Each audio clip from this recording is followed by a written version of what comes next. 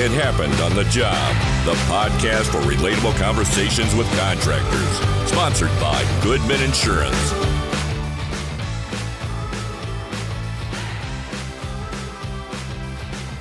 Welcome to It Happened on the Job, episode 149 today. My name is Mike. That's Brian. Yo. Before we get started, I want to let you know that this episode is brought to you by the Buildsters. Check out thebuildsters.com to find out how you can become an accredited Buildsters Pro member today. You'll instantly become a part of a network of the best suppliers, manufacturers, and contractors in the industry, where you'll have the ability to showcase your work to thousands of qualified buyers. Stop paying for leads that don't convert and become a Buildsters Pro member today. Welcome, Margaret Totty. How are you? I'm doing well. How are you guys doing? Fantastic. Thank you. President at LA Housing Compliance. Kind of a little different road for us today. Not the typical contractor, but in that space and doing some great things. So we appreciate you coming on today. Of course. Thank you. Thanks for having me. My pleasure. So kind of give us your story. Let us know how you got started in this industry and obviously probably most importantly, what you guys are doing there, kind of to finish what you guys are doing there at LA Housing Compliance. Okay, great. I'll start with how I got started in the industry. So I got started in construction when I was 20. I was living in Las Vegas and went to work for a general contractor that did insurance restoration. So I was like a secretary receptionist through a temp agency. Started all the way at the bottom with. Yeah, all the way at the bottom. That's awesome.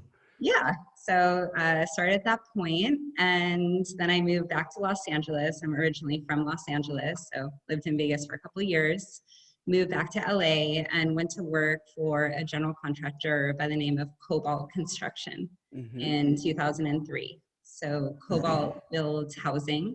We do, quite a bit of market rate. We did quite a bit of affordable housing. So worked for them for 13 years. Then I went to go work for a developer by the name of CIM Group. Built some big projects with them in New York. Actually the biggest high-rise in New York City, 432 Park. Wow. And realized what I loved about construction and what I didn't. And what I really love about construction is creating job opportunities in the inner city. So I did that at Cobalt. We built a lot of affordable housing. I was the compliance officer. So I did a lot of local hire programs in that space for like the city of Long Beach, the city of Los Angeles. So I left that big developer CIM Group and went to go build the first 115 units at a public housing redevelopment in Watts called Jordan Downs. So I was a project manager for the general contractor there. It was quite a bit of work. Being the project manager, it was a tough project. Was it your first job that you've been a project manager on? It was, yeah. I wanted to work on the project. I drove over to Watts with my resume, walked into the construction trailer. I said, I want to be a part of this project. I've got experience in compliance. I've got experience in development. Like, I don't know how I can be a part, but just consider me. And the senior project manager for Canon Constructors said, hey, we've got a position for a project manager and we think you'd be a good fit based on your experience. So I moved into that. It was a great project, very rewarding. I loved it. And when it finished, the owner of Canon actually owns a modular company. So I went into modular with a company called Factory OS. I did that for a year. And during that time, I had also started this business, LA Housing Compliance. So at the end of the project in Watts, I realized kind of what my passion was. My passion is in local hire. My background is in compliance. So I started the business. And then COVID hit and it was tough to get a business going, like right at that point, as you can imagine.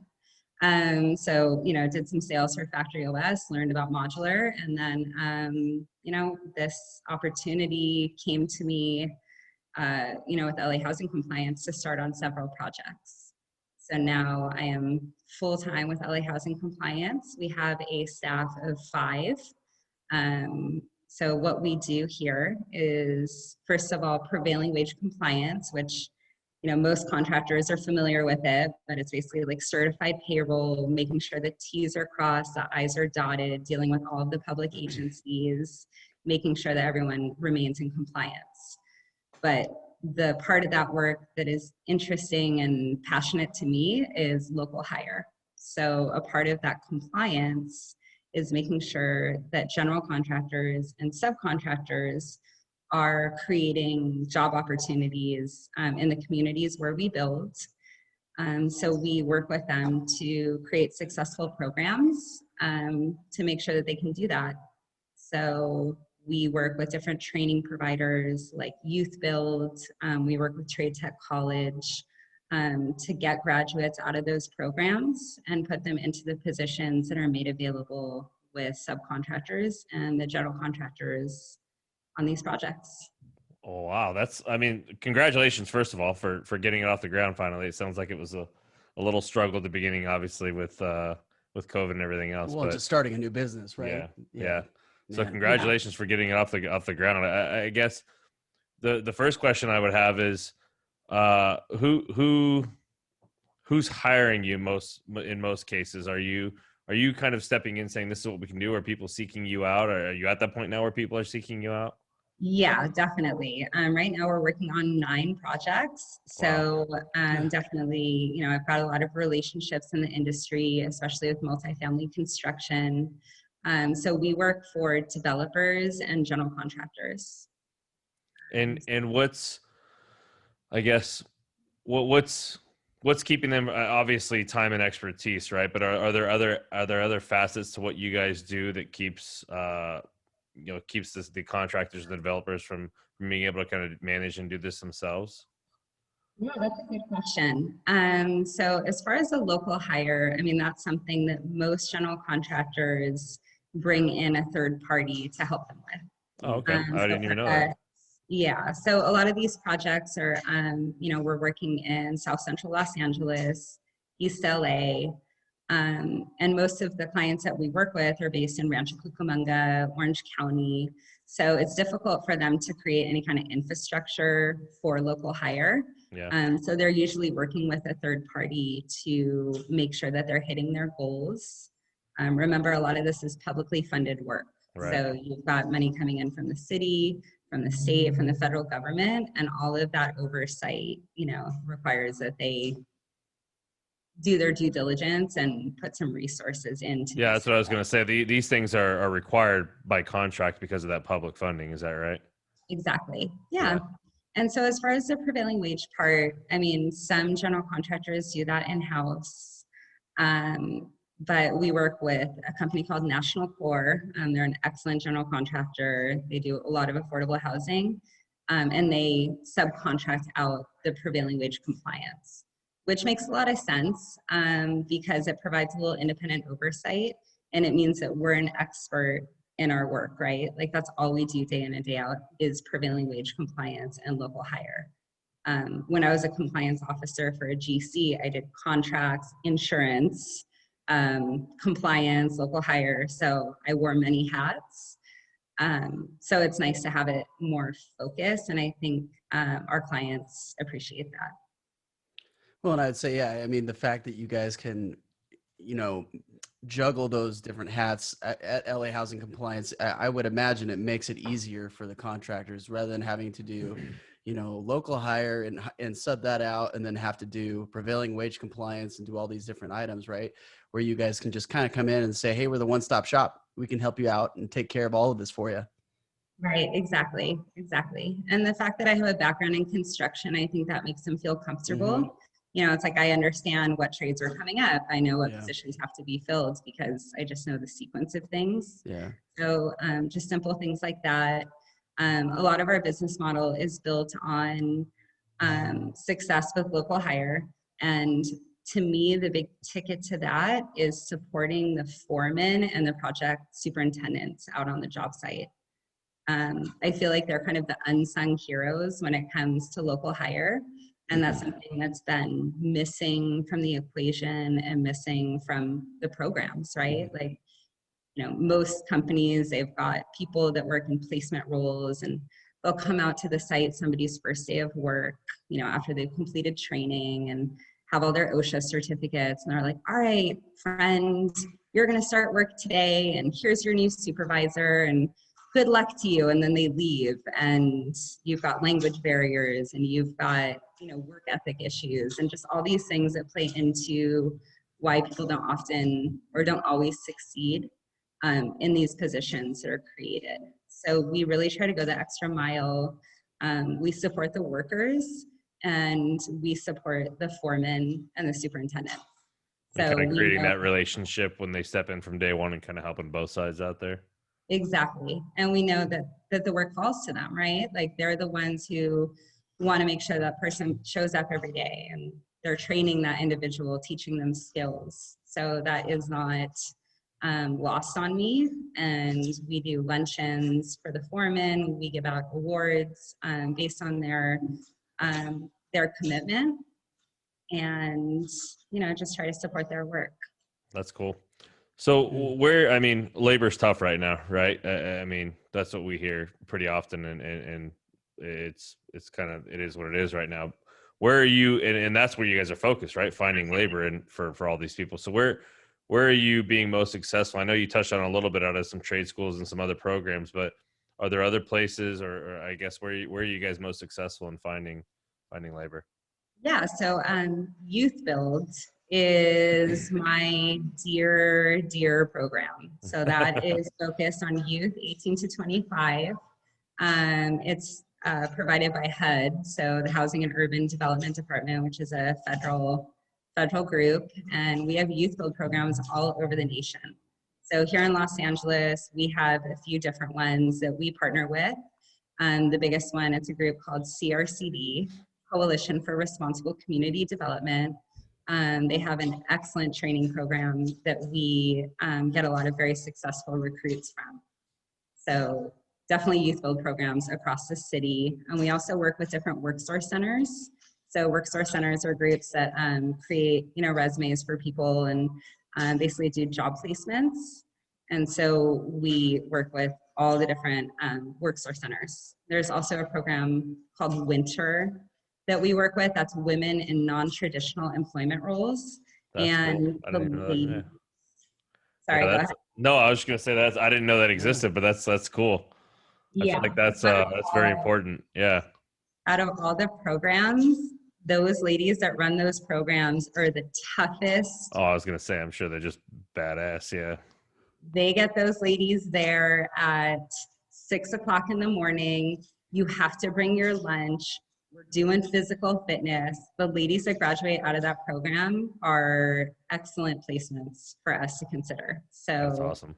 Definitely Winter is a great So you guys aren't necessarily a temp agency then, right? I mean, you're not doing the hiring and you're just kind of facilitating, being that middleman between the general contractor or the subcontractor and those either temp programs or work programs or anything like those. You're just kind of creating that relationship and introducing each other. And then right. Yeah, so we've got people on the front end that do the labor compliance part of it. And one of those people is actually my daughter. Her name is Anna, and I've taught her all things labor compliance, and she can speak into it like a fish in water. So I'm very proud of her for that. And so what we do is we get all of the preliminary forms in. The subcontractors make a commitment, and they say, okay, I'm willing to hire 2 people in these roles. Sometimes I'll come back and say, we're not willing to hire anyone. And then we go back and we're like, well, you need to. Yeah. You want to work. And then we kind of sell them on our process, right? Like the idea of like open up your heart a little bit and realize, like you guys said, there's a labor shortage. Mm-hmm. So chances are you might be short on labor. And, we're working with all of these programs that are training young people and trying to get them into the construction trades. So we're committed to following through on providing you with a quality candidate, supporting your foreman, supporting the worker, and to create positions on their crews. And I think you touched on something important there, right? I mean, there's a labor shortage, obviously, but I think that there's a lot of contractors out there that are just, through their own employees or through other networks are just, you know, kind of finding anybody who wants to work, right? And not necessarily maybe have a passion for construction or building or anything along those lines. Whereas you guys are actually pulling people that are investing time and money into the trade specifically. And my guess is that the people that you're finding out of those programs are going to be a little bit more committed and a little bit more dedicated to the work than, you know, just finding somebody who needs a job. Exactly. And that's where, you know, when we go out to the job site the first day, we talk with the general contracting superintendent and kind of get them prepped and downloaded. If people come onto the project site looking for work, we're not hiring anybody off the streets. Like, they have to go and get registered for training, or they have to have proven experience. That's smart. So Yeah. we're creating a little bit of a bar and an expectation for the recruits that we're referring into the positions. Yeah. That said, you know, we definitely have some lessons learned even in the last 4 months. So we've had, you know, where we place people, for example, we place somebody in a rebar position, and rebar is really hard work, right? Mm-hmm. So we realize the physical capabilities that are needed.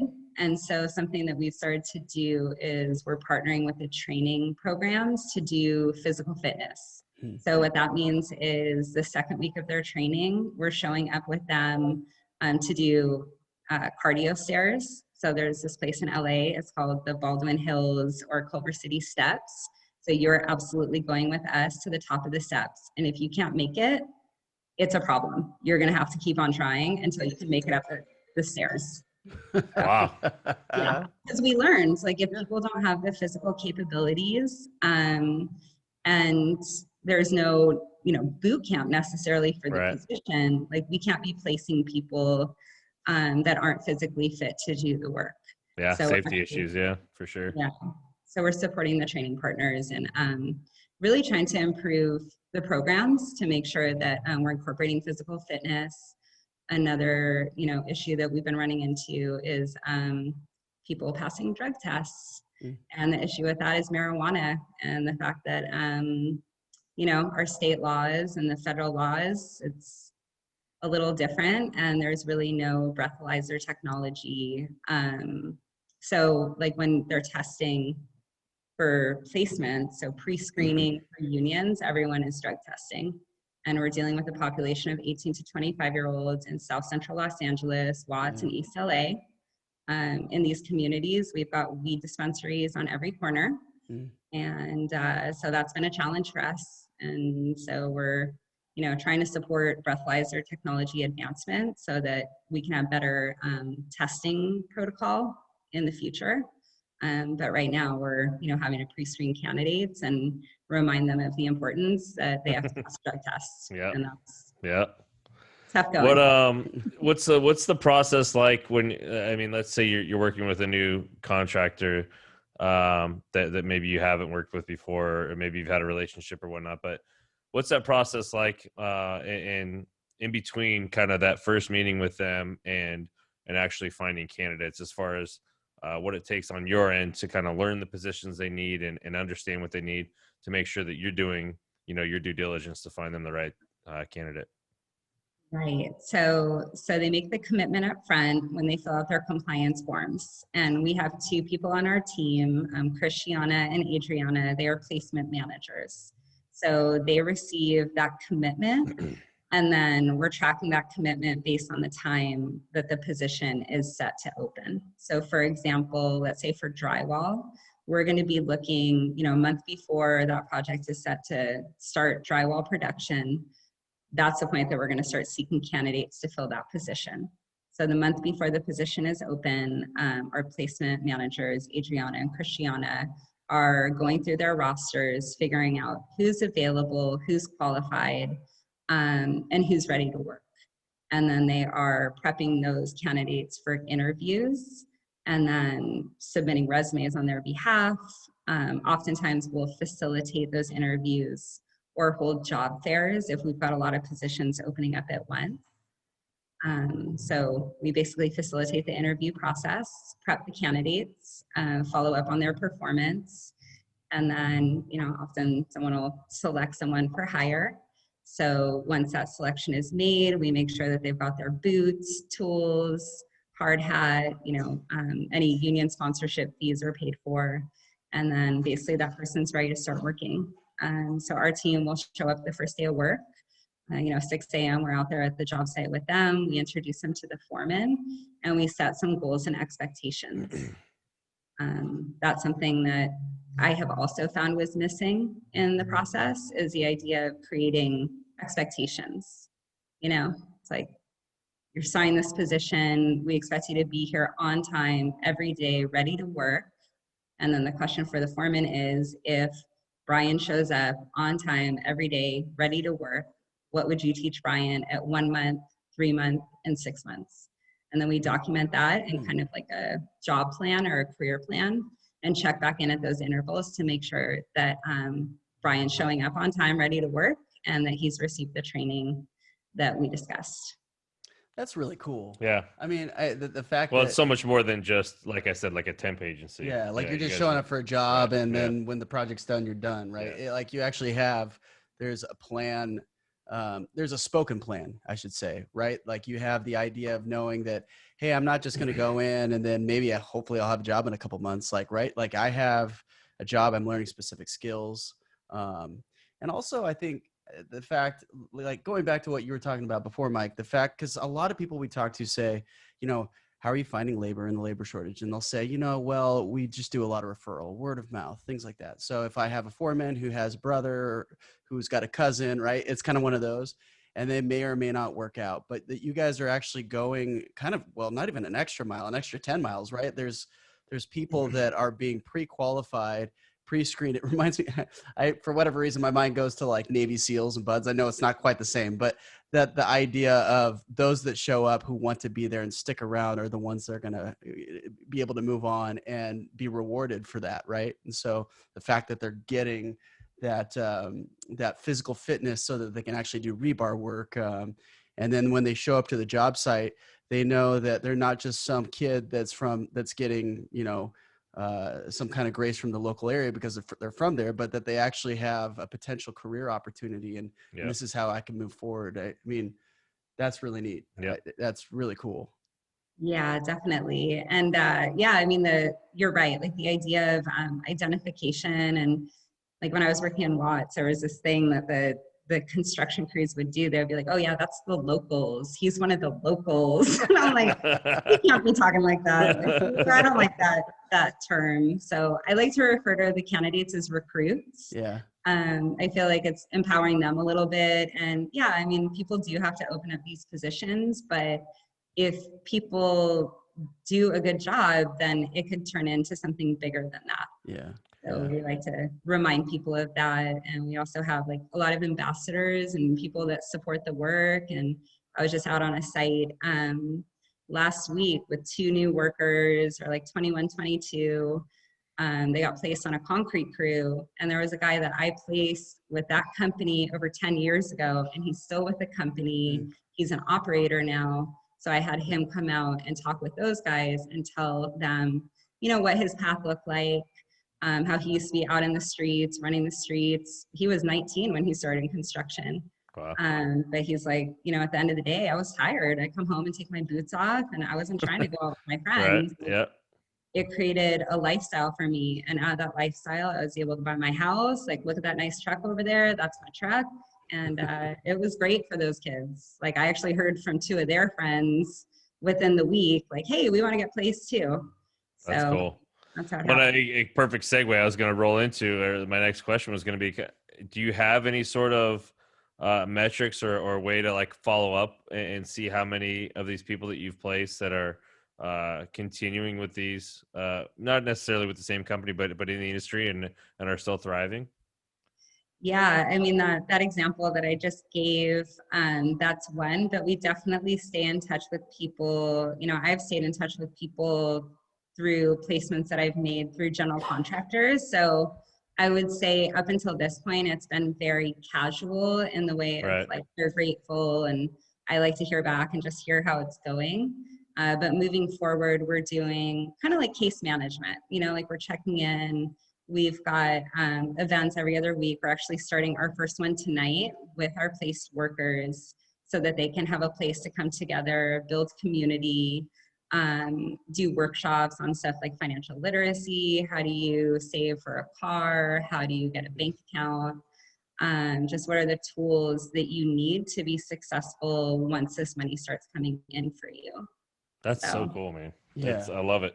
I love it all. So I guess, did you have something else to say? Ahead. Yeah. I mean, I guess the next question then is when are you going to move beyond LA? Because I think what you're doing needs to be all over the place. Transferable, right? Yeah. I mean, that's a good question. It's funny because my partner, he put a Post-it on our fridge and it says coast to coast compliance, because he says the same thing. He's like, you need to go bigger with this. I'm like, let me get it right here. Let me develop this process and then we'll start looking at, going a little bigger. But for LA, we've got a lot of work to do here.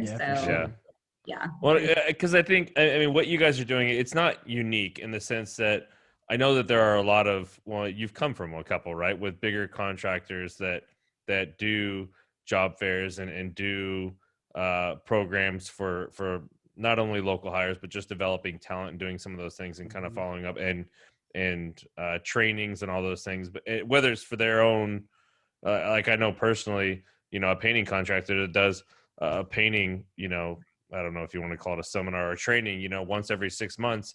And it's not necessarily for his own employees. It's just to better the industry. Right. So there are contractors and groups out there doing what you guys are doing, but it's not on a, what do I want to say, like a grand scale. And when I say grand, I don't mean huge and whatever. It's just more that you are working for everybody. Right. Whereas some of these other things are trade specific, or they're doing it for their own, company as a general contractor, bigger general contractor. So it was a long rant, but what I'm saying is I think what you're doing could be useful, will be useful to everybody across all states.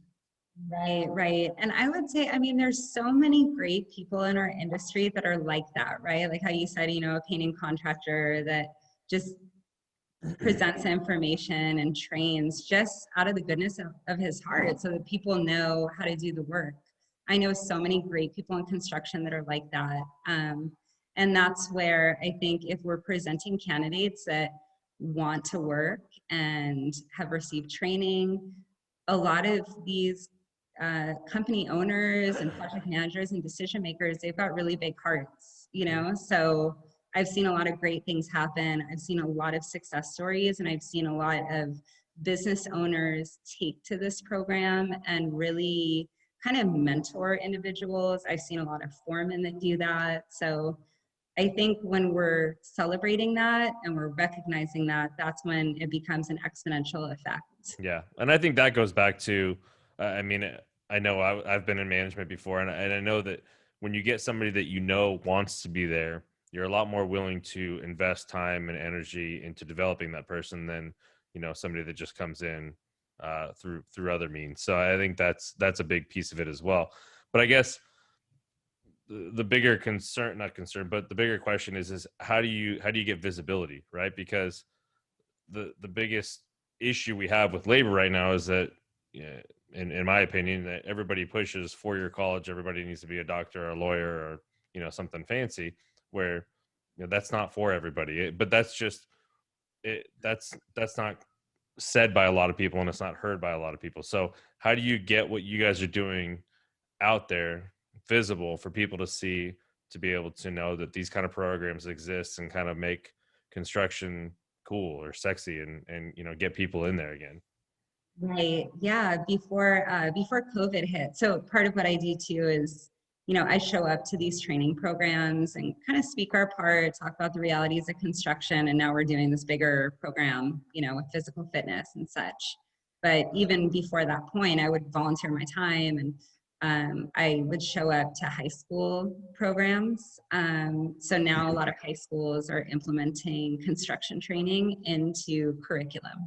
So we're seeing that in like 11th and 12th back into curriculum, because it was there a long time ago. They just got rid of it for a long time. Right. Yeah. Now it looks more like what's called MC3 or pre-apprenticeship training. So that's multi-craft curriculum training that gets people set up to get into the union. Not all of our positions are union. It's probably more like 50%, 50-50. But yeah, no, the high schools are doing the pre-apprenticeship training. We're seeing programs that are starting in 11th grade. Over the summer between 11th and 12th grade, it's field trips to unions. And then in 12th grade, they're getting their OSHA certificates. And by the time they're ready to graduate from high school, they're prepared to get into an apprenticeship position. That's awesome. Yeah. So I think the more that we can do that work, to me, that's the key. And somebody told me, they said, that this is an alternative to college. I'm like, yeah, but it's also an alternative to dropping out of high school. And I find that the population that is most drawn to construction is probably the most prone to dropping out in their junior and senior year. So 100%. I think it's really, really important and critical to present the information to them and show them that, there's other options available. It's not just college. Well, and I think that the neat thing too is that this particular industry, the construction industry, you can make really good money. You know what I mean? Like, it's not like, they're dropping out of high school and they're going to be working at McDonald's flipping burgers their whole life. It's like, you can make six figures by the time you're 22, 23.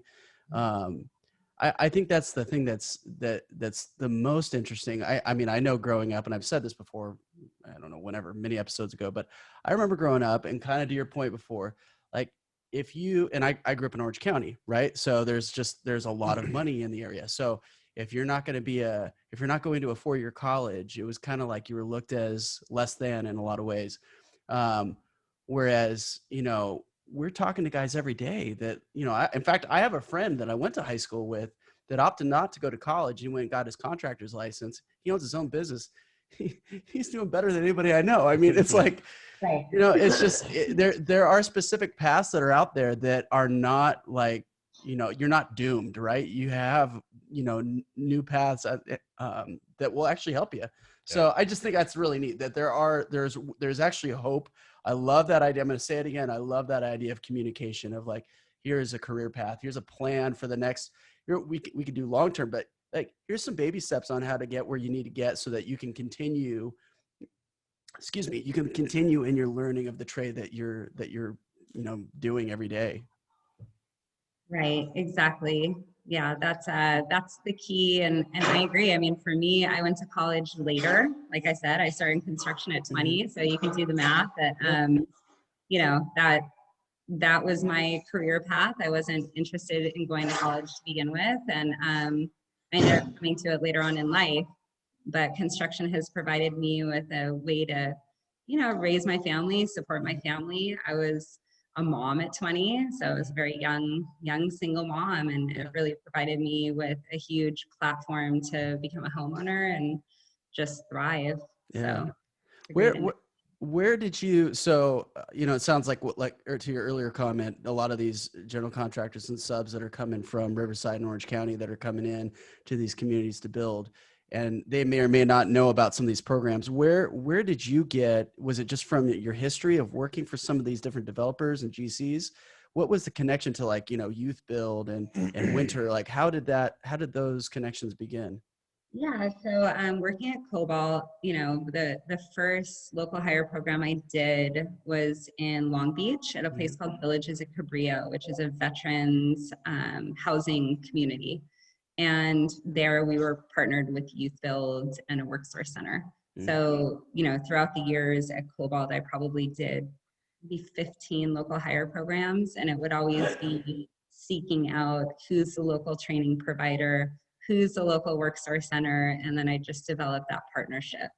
So it was just that model of what I was used to. And now we just have this huge network. We're working in San Pedro, East LA, South Central. So we're connected with, at least 12 different training providers and Worksource Centers across those areas.